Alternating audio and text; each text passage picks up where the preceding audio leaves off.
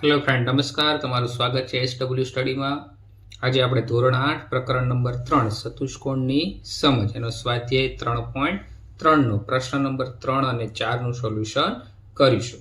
તો મિત્રો, એમાં પ્રશ્ન નંબર 3 છે, શું ચતુષ્કોણ ABCD સમાંતર બાજુ ચતુષ્કોણ થઈ શકે જો? અને નીચે તમને 3 પ્રશ્નો આપ્યા છે, એનું આપણે સોલ્યુશન કરવાનું છે. એમાં ખૂણો D વત્તા ખૂણો B બરાબર 180 અંશ થવો જોઈએ. તો આવું શક્ય છે? તો સમાંતર બાજુ ચતુષ્કોણ બની શકે કે નહીં એ આપણે કહેવાનું છે. તો મિત્રો, સરળતા ખાતર મેં જો આ ચતુષ્કોણ દોરી દીધો છે ABCD. હવે મિત્રો, ચતુષ્કોણ ABCD, હવે આપણે 180 સરવાળો ક્યારે થાય એ આપણે ચતુષ્કોણના ગુણધર્મોમાં ખબર પડે. બંને 5 એના ખૂણા હોય એનો સરવાળો કેટલો થાય? 180. તો ખૂણો D અને ખૂણો B 5 એના ખૂણા છે નહીં, તો સામસામેના છે, એનો સરવાળો 180 થાય એવું જરૂરી છે નહીં. તો અહીં શું લખશું? અહીં ખૂણો D અને ખૂણો B 5 પાસેના ખૂણા નથી. તેથી આપણે શું લખશું? ના. શું લખીશું? કે આ ચતુષ્કોણ બની શકે નહીં. ચતુષ્કોણ ABCD સમાંતર બાજુ ચતુષ્કોણ બની શકે નહીં. હવે જો મિત્રો, આ ખૂણાનું માપ 90 આપ્યું હોય તો સામેનો ખૂણો કેટલો થાય? 90. જો આવી એક શક્યતા રહેલી કે જો ચોરસ હોય તો એમાં શું થાય? ખૂણો B વત્તા ખૂણો D કેવો થાય? 180 થાય. તો આપણે શું થાય? ઘણી વાર શક્ય પણ છે એવું પણ આપણે લખી શકીએ, પણ હંમેશા બની શકે. શું લખશું આપણે? બની શકે. ખૂણો D અને ખૂણો B 180 થઈ શકે, પણ દરેક બાબતમાં જરૂરી નહીં. તો આપણો જવાબ શું થઈ ગયો? કે ના, સમાંતર બાજુ ચતુષ્કોણ બની શકે નહીં. પણ જો લંબચોરસ હોય તો ખૂણો D અને ખૂણો B નો સરવાળો 180 બની શકે, પણ દરેક બાબતે જરૂરી નહીં. સમજાણો મિત્રો? જો ફરીવાર સમજાવી દો. ખૂણો D અને B જો સામસામેના ખૂણા હોય તો ક્યારેય 180 થશે નહીં. તો ખૂણો D અને B જો 5 એના ખૂણાનો સરવાળો 180 થાય, એ ચતુષ્કોણનો નિયમ છે કે 5 એના ખૂણા 180 થાય, પણ સામસામેના ખૂણા 180 થશે નહીં. પરંતુ જો આ ખૂણાનું માપ 90 આપ્યું હોય તો આ સામેનો ખૂણો 90 નો થાય. શું કરવા? કે સમાંતર બાજુ ચતુષ્કોણનો નિયમ છે કે સામસામેના ખૂણા સરખા હોય. પણ આ 70 આપ્યું હોય તો આ 70 હોય, તો 70 ને 70 140 થઈ જાય. પણ જો 90 આપ્યું હોય તો સામે 90 થાય. એટલે દરેક બાબતમાં જરૂરી છે નહીં. ત્યાર પછી મિત્રો, બીજું શું કીધું છે આપણને? કે AB બરાબર DC બરાબર 8 સેમી, AD બરાબર 4 સેમી, BC બરાબર 4.4 સેમી. હવે જો મિત્રો, AB 8 સેમી લખી દીધું, DC 8 સેમી લખી દીધું, AD 4 સેમી લખી દીધું, C 4.4 સેમી. હવે સમાંતર બાજુ ચતુષ્કોણનો નિયમ શું છે મિત્રો? સામસામેની બાજુ કેવી હોય? સમાન હોય. તો અહીંયા શું છે મિત્રો? AD બરાબર BC છે મિત્રો કે નથી? નથી. જો AD નું માપ 4 છે અને BC નું માપ 4.4 છે, આપણે લખી 4 ઇઝ નોટ ઇક્વલ ટુ 4.4. તો આ બંને સમાન છે નહીં. તો આપણે શું લખશું? કે ABCD સમાંતર બાજુ ચતુષ્કોણ બનશે નહીં. સમાંતર બાજુ ચતુષ્કોણ ના બની શકે. શા માટે મિત્રો? કે એની સામસામેની બાજુ કેવી હોય? સમાન હોય. સામેની બાજુ સમાન હોય. અહીંયા સમાન છે નહીં.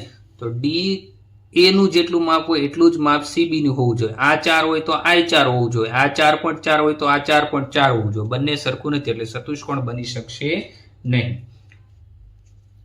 ત્રીજા પ્રશ્નમાં શું કીધું? ખૂણો A બરાબર 70, ખૂણો C બરાબર 65. હવે મિત્રો, જો આકૃતિ મેં તમને સરળતા ખાતર દોરી છે, તમારે દોરવાની જરૂર પડશે નહીં. તો આપણે હંમેશા એક વસ્તુ યાદ રાખવાનું કે કોઈ પણ ક્રમમાં તમે નામ આપો તો એક જ લાઈનમાં A પછી B, B પછી C, C પછી D, તો લાઈનમાં જ ચાલવાનું. જો તમે આ બાજુથી ક્લોકવાઇઝ ચાલ્યા તો ABCD એમ બને, એન્ટી ક્લોકવાઇઝ ચાલ્યા તો ABCD. લાઈનમાં નંબર આવવા જોઈએ. હવે મિત્રો જો ખૂણો એ 70, તો એની સામેનો ખૂણો કેવો હોવો જોઈએ? 70 હોવો જોઈએ, પણ આપણને શું કરવા આપ્યો છે? અહીંયા 65 આપ્યો. ચતુષ્કોણનો નિયમ છે કે સામસામેના ખૂણા કેવા હોવા જોઈએ? સરખા. તો આપણે લખશું ખૂણો A is not equal to ખૂણો C. નિયમ શું છે મિત્રો? જો નિયમ તમારી જાણ માટે લખું. નિયમ સામસામેના ખૂણા કેવા હોવા જોઈએ? સમાન. સામસામેના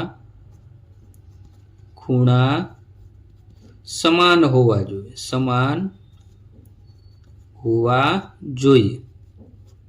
તો આ ચતુષ્કોણ બનશે નહીં. તો લખશું કે ના સમાંતર બાજુ ચતુષ્કોણ બનશે નહીં. શા માટે મિત્રો? કે સામસામેના ખૂણા સરખા નથી. અહીંયા A 70 છે, તો આ C કેવો છે મિત્રો? 65 આપી દીધો, જે શક્ય નથી. હવે ત્યાર પછી મિત્રો પ્રશ્ન નંબર આપણો 4 આવે. પ્રશ્ન નંબર 4 તમને જો આખો વાંચવાનો છે તમારે, કે એક એવા ચતુષ્કોણની કાચી આકૃતિ દોરો કે જેના સમાંતર બાજુ ચતુષ્કોણ ના હોય, પરંતુ તેના સામસામેના ખૂણાની એક જોડ સમાન હોય.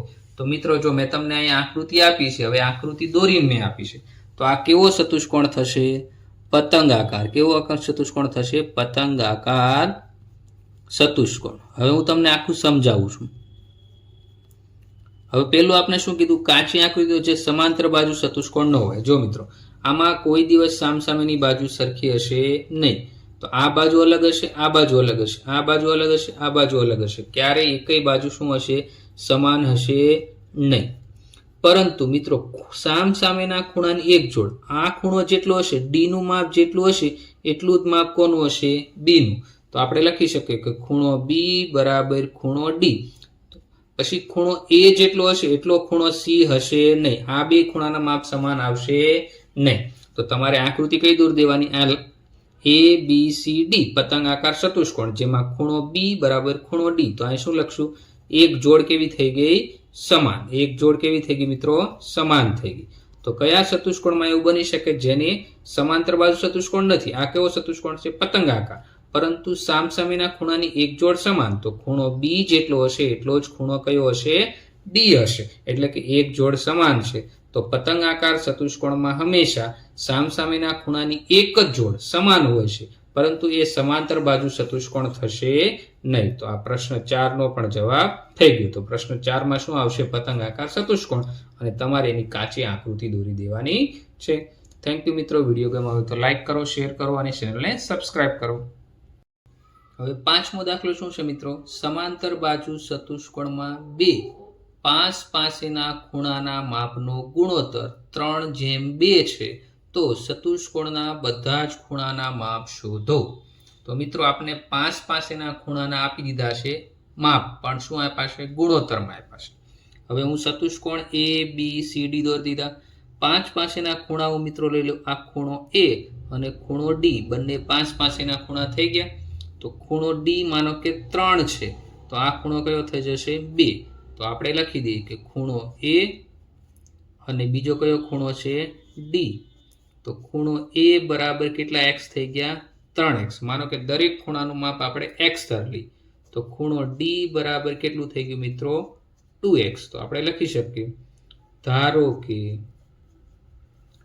ખૂણાનું માપ બરાબર x.